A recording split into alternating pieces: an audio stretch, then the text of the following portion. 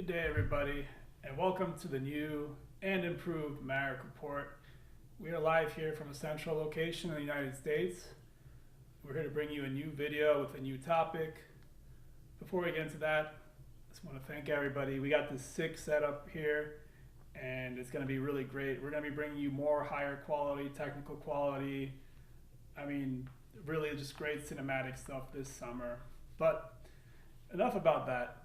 That's enough patting yourself on the back. There's a topic that I really wanted to talk to you. It's very near to my interest these days. And the topic is about brain rot content. And if you've been on Instagram lately or you went on Elon Musk Twitter, you just see, like, as you scroll, loads and loads of very ridiculous and outlandish things. Stuff to make you angry, frankly stuff to make you horny. Stuff that's very silly and nonsensical. And so people have created this term. This is brain rot. This is not good for you. It's going to make you stupider if you watch a lot of it, frankly. So we're going to talk about brain rot. We're going to talk about the history, like the development of brain rot, looking at both the internet and looking at music. And I'm going to talk about how it affects younger people the most. In fact, not even the Zoomer generation that I've talked about, but Gen Alpha, the youngest people, basically kids that go online and even if they have parental guidance, they're going to be exposed to this stuff. And I don't think it's great. In fact, I think it's kind of shitty. So I want to bring you better content, stuff that's more thought out. I mean, obviously our technical stuff is doing really great, but I want to give you content that has like a narrative, something to think about. We're going to bring in like smart influencers, people that we can interview. So that's our topic for today.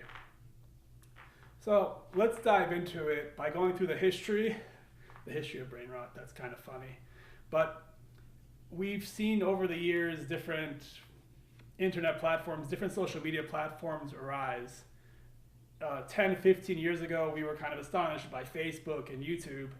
And people use Facebook to connect with their like close friends and college buddies or whatever. And that was fine. And then you had YouTube that it gave you music videos. Yeah, sure, that's like a 5-minute kind of entertainment thing. But, you know, YouTube has videos that are 20 minutes, an hour long.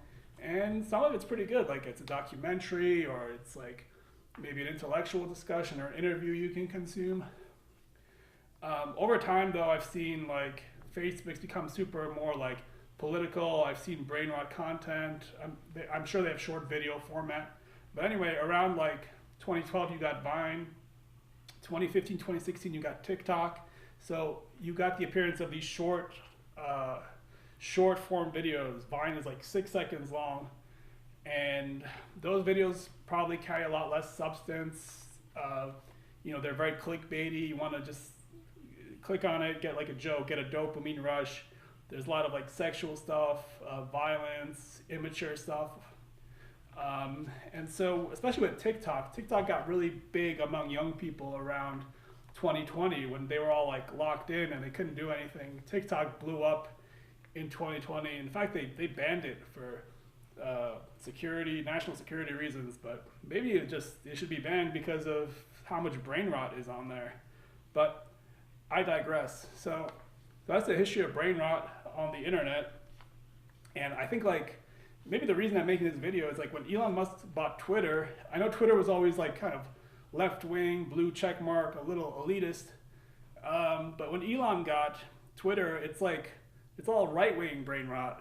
And it just reminds me, I'll link to this sketch, like this YouTube sketch, but like current day Twitter reminds me of like, it's like this skit about like how Vice Media used to make articles. And it's basically like a guy throwing a dart at a board. And he's like, what's something that's sexual? What's something that's like about a oppressed class? And it'd just be like, he'd just throw these darts at the board and be like, the article's about, drug dealer transgenders in Venezuela. And that's like basically where we're at right now with like Twitter brain rot. It's like what does this even mean? It's like AI generated or something. And it's just like makes me feel weird and I don't even think it's rooted in reality. And so that's like a recap of how brain rot has taken over the internet, I guess. And on top of that, you have the same thing happening with music. So if you're a hip hop fan, maybe you are. If you watch this channel, you might say that hip hop has gotten dumbed down over the years.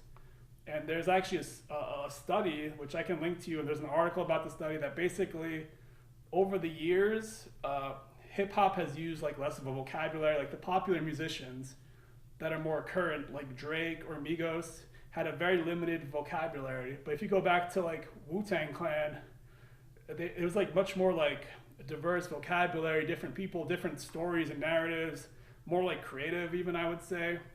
So it's like hip hop has gotten dumbed down. It's like the same thing. They're just relying more on like tropes like money, sex, violence, and just like repeating the same stuff over and over. Less of a vocabulary.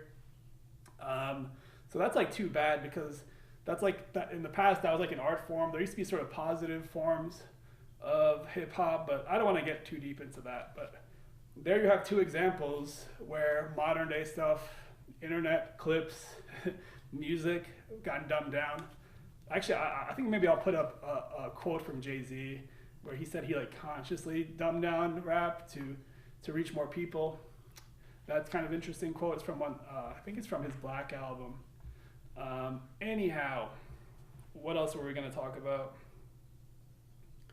So, yeah, I mean, how does this affect people? Well, I think like if you're Gen Alpha, you're younger than an iPhone is, right? Like the youngest Gen Alpha person was born in 2013, and that's like before there was even.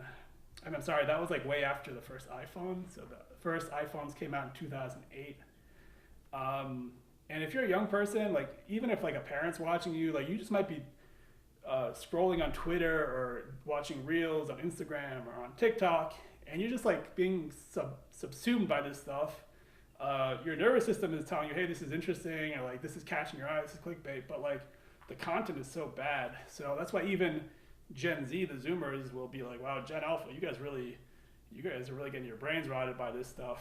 So that's unfortunate for them.